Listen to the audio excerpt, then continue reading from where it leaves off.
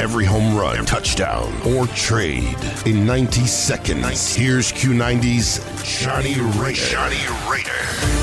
Well, the WNBA draft was last night, and to no surprise, Caitlin Clark went number 1 to the Indiana Fever. Other notable picks include Stephen Curry's godsister Cameron Brink goes to the Los Angeles Sparks. She's joined by Rickea Jackson. At number 3, Chicago Sky. They took Camila Cardoso from the national champion South Carolina Gamecocks. At number 7, Angel Reese, the famous forward from LSU. Shaquille O'Neal says she's the best LSU player to come out of the university. We'll see how that turns out in Chicago. Another notable pick here in the second round from Iowa, Kate Martin to the Las Vegas Aces, the defending champs. As for the NBA, it's time for the NBA play-in tournament. The Lakers play the Pelicans in the 8 versus 7 matchup tonight at 6:30. For the other matchup between the 9 and the 10 seed, it's the Warriors and the Kings. That one is an elimination game. Loser goes home. Winner goes on to play the loser of the 8 versus 7 game, being the Lakers versus Pelicans game. As for tomorrow, the 7 versus 8 seed matchup in that respect will be between the Heat and the 76ers tomorrow at 6 p.m. The other matchup between the 9 and the 10 will be the Atlanta Hawks versus the Chicago Bulls. That's your 90-second sports update, sponsored by Lakeshore Communications Incorporated on Q90 FM. The following podcast you're about to listen to was recorded live at the WSUM studios, 91.7 FM in Madison. Listen to us live on the FM frequencies or check us out online at WSUM.org. Check out the podcast section as well to see our past episodes, or check us out wherever you get your podcasts. I'm going to press this button. Don't you make me do it. I'm going to do it. Into the show. We're going to let you enjoy the sights and sounds. Smoke's in the air, flags are flying, people are going crazy, and it's every Saturday. How about The number 2 podcast in the entire state of Wisconsin. Y'all know it's time for the Toss the Mic Sportscast. Let's go.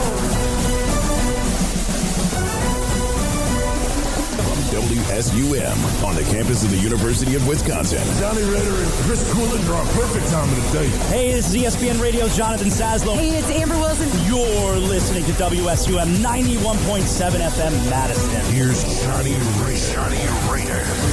Madison Student Radio, WSUM, Johnny Raider, Toss the Mic Sportscast, back at it again at the top of a brand new week in what looks like summer outside. Chris, welcome back. Thank you, Johnny. How are you doing? It's hard not to be sweaty out there. It's kind of disgusting right now. It's really humid. Yeah, I will say that. The classrooms are paying the price. And if you didn't know, no one's turning on the AC yet. So yeah, I mean, we have like a thermostat in our room, and it is at like 65 degrees, and it still feels like 80. No matter how humid it is, wherever you're listening, you are listening to Toss the Mic, talking latest sports topics and all things Badgers right here live on WSUM 91.7 FM Madison and our online FM stream heard around the world over there. Catch the full podcast replay if you can't catch the whole thing on the WSUM app or wherever you get your podcasts. So with that being said, let's dive into what's hot off the press.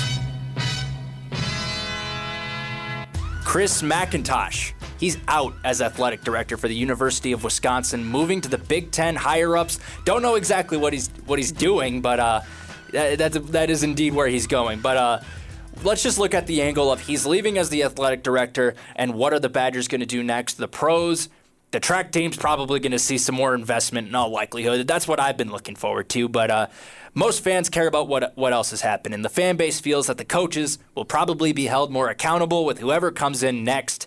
The cons of this, you're coming in at probably the worst time for an athletic director to come in. It's going to be a monster season where a bunch of coaches are on the hot seat. Men's basketball looks like a good program from the outside, but there might be the basement might be falling in on itself in that program. The football team, we all know how bad the football team looked last year. The women's basketball team and softball team have their bright spots, but obviously they're at their crossroads as well. And the hockey teams, obviously, they did an amazing, both making the national championship. The women's team won the national championship, so they're just looking to sustain that success. But the main sports that everybody cares about, with all due respect, but the money says they could go south fast for whoever takes over as athletic director. So what's to be determined is who it is. That's really the biggest question right now. Chris, let's start with the pros. What do you think of this whole debacle situation, the athletic director? I think it was time. And by that, I mean, I don't think Chris McIntosh's tenure in Wisconsin is going to be seen as anything positive by any fan. And anytime a person like that moves on, I think it's just a positive in general. I mean, sentiment around sports teams, especially the ones that are really the revenue drivers like football, men's basketball, have never been lower, I think, collectively. And Chris McIntosh, I don't think did a great job of running the program and really maximizing and adapting to what the current landscape of college sports is about. So I think that this is ultimately going to be a positive for Wisconsin. And why I say that as well is because of the new bill that Tony Evers just passed, giving more state money to the athletic program. You have somebody who is able to come in and really shape the way this athletic program looks and feels in the modern era. And I think that's something that Chris McIntosh was not the best at doing. With this topic, I also do want to say the opinions expressed on this show do not reflect the views of WSUM, especially the University of Wisconsin-Madison or the Board of Regents. It's touchy subjects talking about the higher-ups, especially with all the change that's going on right now. We all want to see the program succeed, and we all hope that's what happens. So, obviously, talking about that bill, it's one of the first ones that have happened, and I'm sure a lot of the southern states like Alabama, Mississippi, the sports blue bloods, as you'd like to say, are probably going to copy and paste exactly what the Badgers are doing. So I wouldn't be first to criticize, whoa, what's Wisconsin doing over there? Well, first of all, that $14.5 million is going towards that debt, because the athletic department is in debt right now because of what they're building. They're building a massive athletic facility next to Camp Randall Stadium right now, and it looks like it's going to look really good. Obviously, the track was the only real controversy about that, but nonetheless, it does look amazing, and maybe that's one of the pros of what Chris McIntosh was able to do for this athletic department. But that is true. I mean, those facilities needed a desperate upgrade, so he did do that. I will say that. But the main thing here is that the soccer field needed the upgrade the most. I feel like McClyman needs it. It's like a high school. It's like a high school stadium. Yeah, the problem with that is that I actually have been bad. there. It is in poor shape, I'll say that. But the problem is soccer is probably 25th on the list of sports that the Badgers need to put investment into. And it's a stark drop-off, obviously, compared to the other ones. But I understand that. And soccer probably should be towards the bottom half of the revenue stuff and how much funding goes to it. But honestly, like a Division I Big Ten soccer program can't be playing in a high school stadium. It just can't. And maybe that's the similar problem that the Wisconsin baseball team faced back in the 90s. But, man, we got to at least give them a couple more stands or something. Speaking of the Wisconsin baseball program, I mean, Chris McIntosh being out drastically increases the chances of that team coming back. So I don't know about that. I think it's more likely that we get rid of a program than add one. Well, I mean, Chris McIntosh is the Barry Alvarez handpicked hire. And everyone knows what Barry Alvarez did to the baseball team back in the 90s when he was the athletic director. So having a new outside perspective come in, if that's the way they choose, I think really does improve the chances of bringing a baseball team back to campus. And personally, that is something that I want to happen very, very badly, considering my role in baseball here. I think we all want it to happen, but the situation that we're in, I don't think it can happen. You have to follow the Title IX rules. You have to have an even number of men's and women's sports. So if we add a men's team, we have to add a women's team corresponding to that. Maybe a gymnastics team. We could use one of that. Maybe a women's lacrosse team. That would bring the Big Ten up to 10 women's lacrosse teams. So there's a lot of avenues that can go, but all of them will cost a lot of money to add two athletic programs. And it looked with that $14.5 million bill, it looks like they're more likely to remove than add at this point with the debt that they're in after building this massive facility next to Camp Randall Stadium. Yeah, that's true, but they could also cut another men's program. I mean, I don't know what that would be, but I wouldn't say cut wrestling. They're pretty no, they would never cut wrestling, but I mean, you got to point to track and field, right? But they deserve more. Can't. Soccer or track and field, but I wouldn't be shocked. I wouldn't be shocked if they cut soccer. That would stink. That would absolutely I would stink. rather have a baseball team than a soccer team. Easily. As a Easily. neutral observer that doesn't really like either sports that much, I mean, it hurts to get rid of a program, and you really don't want to have to come to that. To subtract an ad in correspondence, I don't think an athletic director would do that. I just don't think that would happen. Sorry to all the soccer fans out there, but I would be ecstatic if that happened.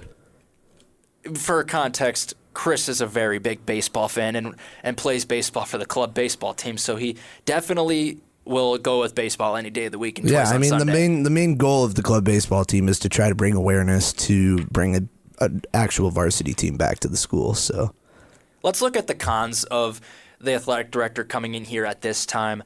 What do you think of what this monster season could be for an athletic director? Obviously, men's basketball and football and women's basketball and the softball team being in a make-or-break season right now. If all four of those went south with a new athletic director, what happens? Like, this is a terrible time. yeah, well, I mean, you got to take the shot. I think if you're Wisconsin, I mean, Chris McIntosh, I don't think was getting it done. So it's always tough because you're always asking, what if everything gets worse? But what you have to think about is, what's the probability that everything gets better? And I think that's pretty high in terms of where the athletic department is right now. I mean, we're graduating seniors. This is the worst 4 years in the history of Wisconsin sports. Quite the player for the next few years if they can keep him. Yeah, absolutely, but they do have to add more guards. They lost a lot. I believe they only had 2 players returning to the team this year. Obviously, it's not going to turn out well for you in the conference record-wise, but turning it up in the conference tournament, I think that's definitely the blueprint to follow to attract some recruits and get some reps for your guys. They got the first one down. So far, it's definitely a win-win for the Washington Huskies so far in the conference tournament. As you said, Steinbach is only a freshman. So that's a great recruiting pitch already, that you have a great center like him that's dropping double-doubles here and there, 24 points, 22 rebounds against USC a couple weeks ago. This is a heck of a great player. If you're a guard, you already have great dreams about this right here with Zoom, pairing it up with Zoom. They have a lot of potential for the future. Obviously, you're running into quite the team here with Wisconsin shooting 70% from 3. It's hard to stop that, but so far they're definitely showing that they have a foundation to build on. Absolutely. And then when you're coming back to this Washington roster, a lot of this team has been constructed through the transfer portal, but also through international scouting. Like, a lot of the best players on this Washington lineup are people that they discovered through international tournaments. Hannes Steinbach, as an example, was really impressive at the 2025 FIBA Under-19 Championships. And then you also have people like Nikola Shapina, the exact same thing. He was a Serbian player. Again, it's just this roster has been built through the transfer portal and finding where players are. I mean, another example is, he's not on the court today, but JJ Mandaquit, who is their freshman guard out of Hawaii, he was recruited because he's a 3-time gold medalist with the U.S. national team. Yeah, and Wisconsin has a couple national or international guys themselves with Billy Auskis. You got Hayden Jones as well from New Zealand that are making plays in this game as well. Austin Rapp, the Aussie as well. It's always great to talk to him in the press conferences. It's always great talking to an Aussie, But both teams maybe there's a blueprint here to build on top of with the international recruiting. It's something that a lot of programs currently in Wisconsin are going through. Obviously, you see men's and women's hockey doing the exact same thing. Women's hockey, where do we find the next big recruit with Caroline Harvey and Layla Edwards, 2 of the best players in the program history, leaving? Oh, let's just go to the Euros and find a woman being described as the Czech Wayne Gretzky and bring her over. And that's how you get a starting forward in Adela Shapova-Levova. Yeah, absolutely. And and it's one of the best hockey programs in the country on the women's side of things. Hopefully they can get a national championship out of it as well, landing the 2 seed in the tournament. That coverage, hopefully, on WSUM Sports. Well, yeah, you got to say that with a grain of salt. You never know what the Comrex or the Ethernet cables are going to do here in the booth. But at the end of the day, I think you end up getting it working. So can't wait to see that call. Blackwell now still on the court. Moving back in now is Hayden Jones. Oh, boy. And an open 3. Carrington from deep. No good. I mean, he's going to shoot that every time. Braden Carrington being given a runway. He was absolutely going to take it. definitely designed for him there. Maybe it's not the best idea to shoot that, though, when it's contested. Just take that ball back and reset. Looks like Kamari Peterson had scoped that the entire way. Steinbach gets a look. No good. Rebound, John Blackwell. Badgers over their last 4. Washington missing some shots now. Maybe it's looking like the beginning of the first half for both these teams. Almost a reversal of what happened in the first half. The first half ended with such a hot run, but started really cold. Maybe that's what we're seeing. 3 by Blackwell, no good. Carrington with the rebound. It'll be a shot by Andrew Rohde. No good. He's looking for his first points of the game right there.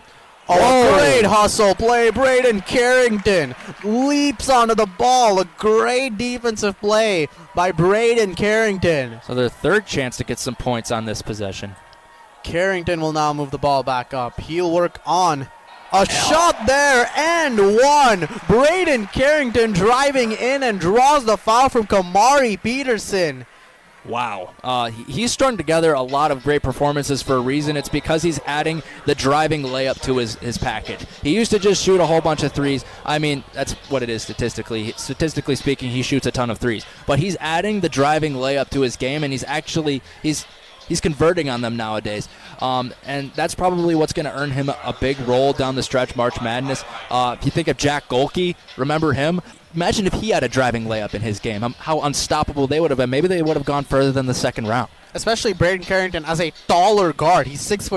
Exactly. He's able to make those plays, and him adding that, I mean, it's not just making him better for the Badgers, it's giving him better draft stock.